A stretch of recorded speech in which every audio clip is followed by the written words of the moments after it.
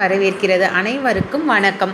நம்ம சேனலில் இன்றைக்கி பார்க்க போகிறது பார்த்திங்கன்னா, நம்ம பாரம்பரியத்தை பறைசாற்றும் வகையில் மிக புகழ்பெற்ற ஒரு திருமணத்தை பற்றி தான் பார்க்க போகிறோம். அந்த திருமணம் என்னென்னா, மதுரை மீனாட்சி சுந்தரேஸ்வரர் திருமணத்தை பற்றியும், அங்கு மதுரை மீனாட்சி சுந்தரர் திருக்கல்யாணத்தில் போடப்படும் அன்னதானம் பற்றியும், திருமண வரவேற்பு பற்றியும், திருமணத்தின் உணவு பரிமாற்று முறையை பற்றி தான் நம்ம பார்க்க போகிறோம் இன்றைக்கி. இது மிகப்பெரிய வரலாறாகவே இங்கே நமக்கு சொல்லப்பட்டு இருக்குது. மதுரையில் மீனாட்சி அம்மனுக்கு திருக்கல்யாணம் ஆண்டுதோறும் நடைபெறுவது மிக விமர்சையாக நடைபெற்று வருகிறது. அப்படிப்பட்ட திருமணத்தில் இந்த பாரம்பரியத்தை பறைசாற்றும் அளவிற்கு உணவு பரிமாறுவது, அதாவது மீனாட்சி அம்மனை சுந்தரேஸ்வரருக்கு திருமணம் முடிந்து உணவு பரிமாறும் வழக்கம் இங்கு கொண்டாடப்பட்டு வருகிறது. அது என்னவென்று நம்ம இங்கே பார்க்கோம். அதாவது மீனாட்சி அம்மன் திக்விஜயம் செய்து அனைத்து 8 திக்குகளிலும் வெற்றி பெற்ற பிறகு சுந்தரேஸ்வரரை மணந்தார். அப்படி மணக்கும் விதத்தில் மீனாட்சி சுந்தரேஸ்வரருக்கு திருமணம் நடைபெற்றது. மீனாட்சி சுந்தரேஸ்வரருக்கு திருமணம் முடிந்தவுடன் மீனாட்சி அம்மன் பாண்டிய நாட்டைச் சேர்ந்த அரச அரவிலிருந்து பிறந்ததினால் அரச மரியாதைகளுடன் கூடிய உணவுகள் அங்கு தயாரிக்கப்பட்டது. அப்படி தயாரிக்கப்பட்ட உணவுகளை சிவபெருமானை சார்ந்தவர்கள் மாப்பிள்ளை வீட்டுக்காரர்கள் உணவுக்கு சாப்பிடுவதற்கு வருகை புரிவதற்கு எல்லாரும் அங்கு வெயிட் பண்ணிட்டு இருந்தாங்க. என்ன நடந்துச்சுன்னா பார்த்தீங்கன்னா, மீனாட்சி சுந்தரேஸ்வரர் திருக்கல்யாணம் மிக விமர்சையாக நடக்கப்பட்டதும் இல்லாமல் இதுவரைக்கும் எந்த திருமணத்திலும் செய்யாத உணவுகள் அனைத்துமே அங்கு செய்து வைக்கப்பட்டிருந்தது. அப்படிப்பட்ட உணவுகள் செய்து வைக்கப்பட்டிருந்த போது உணவுகள் எல்லாருமே மாப்பிள்ளை வீட்டாரின் பழக்கப்படி மாப்பிள்ளை வீட்டார் சாப்பிட உணவுகள் குறையாமையே இருந்தது.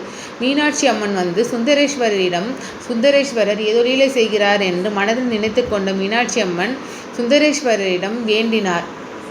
இன்றைய நாளில் நாங்கள் திருமணத்துக்கு செய்த உணவுகள் அனைத்தும் இன்னும் தீரவே இல்லையே சுவாமி, என்ன செய்வது அப்படி என்று மீனாட்சி அம்மன் சிவபெருமானிடம் வேண்டினார்.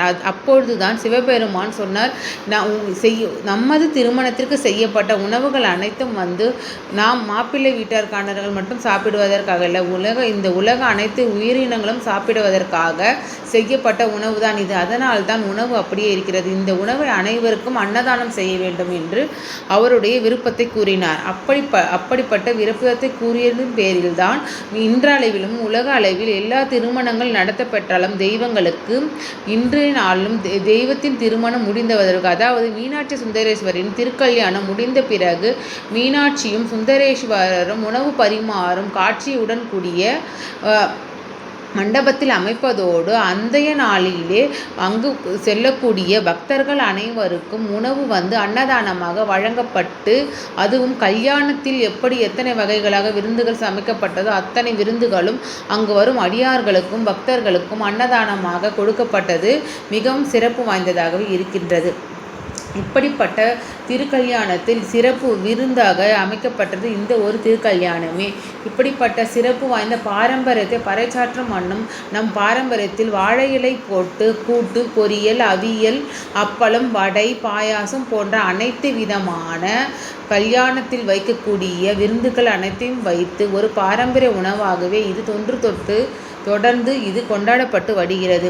இது ஒரு திருமண திருவிழா என்றாலும் மீனாட்சி அம்மன் பாண்டிய நாட்டு ராணியாக முடிசூட்டிய பிறகு இந்த திருமணம் நடைபெற்றதால் அங்கு திருமணத்துக்கு செல்லக்கூடிய அனைவருக்கும் எப்படி அரச குடும்பத்திற்கு விருந்து அளிக்கப்பட்டதோ அதே போன்று விருந்து இன்றளவும் மீனாட்சி சுந்தரேஸ்வரர் திருக்கல்யாணத்தில் வழங்கப்பட்டு வருவதை நாம் பார்க்கலாம். அதைத் தொடர்ந்து மீனாட்சி அம்மனும் சுந்தரேஸ்வரருக்கு திருமணத்தில் செய்து வைத்த உணவுகள் அனைத்தும் தன் கையாலேயே பரிமாறுவது போல் காட்சி அமைத்து காலம் தொட்டு இங்கு அமைப்பதை நாம் இந்த படத்திலும் காண்போம்.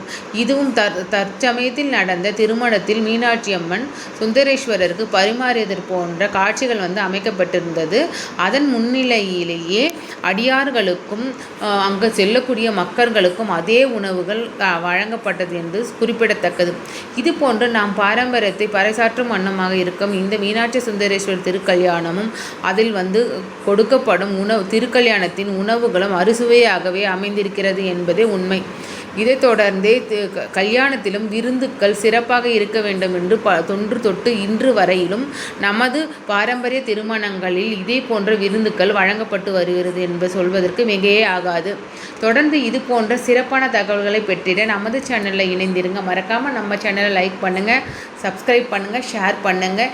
இன்றைய நாள் ரொம்ப சிறப்பு வாய்ந்தது. ஏனென்றால் தெய்வ திருமணங்களிலேயே ஒரு சிறப்பு வாய்ந்த ஒரு விருந்தை பற்றி நம்ம கேள்விப்பட்டிருக்கோம், அதையும் நம்ம படிச்சிருக்கோம். இது நிச்சயமாக உங்களுக்கு பயனுள்ளதாக இருக்கும் என்று நான் நம்புகிறேன். மீண்டும் ஒரு பதிவில் சந்திப்போம். நன்றி.